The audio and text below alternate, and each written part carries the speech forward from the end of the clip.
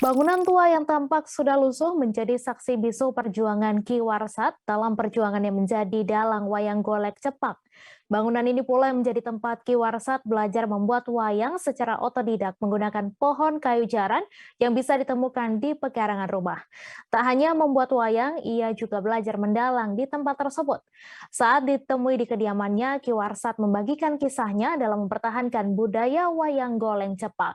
Untuk informasi selengkapnya akan disampaikan langsung oleh rekan jurnalis Warta Kota, Cahya Nugraha, yang kini sudah terhubung bersama kami. Silakan Cahya.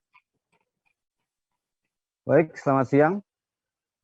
Ya, izin melaporkan untuk Ki Warsat. Memang untuk rumahnya pada saat ke sana itu memang sudah penuh dengan sarang laba-laba, beberapa atap juga nampak bolong. Namun ketika dimintai wawancara, ternyata beliau itu habis melakukan operasi. Beliau habis sakit kencing batu. Jadi saya melakukan pendekatan lagi kepada anaknya, keponakannya lebih tepatnya, yaitu Sadim, yang saat ini meneruskan wayang goleng cepak.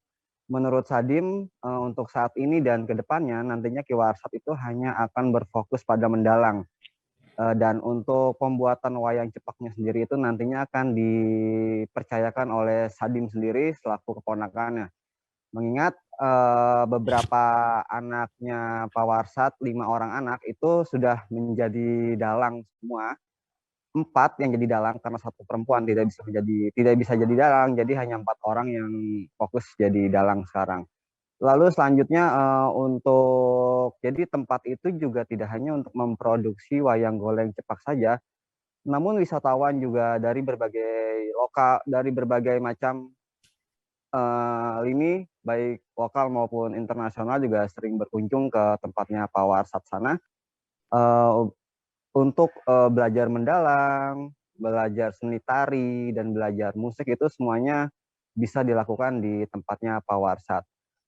Sedikit cerita, Pak Warsat itu baru diangkat maestro itu sekitar umur itu 75-an insya Allah itu.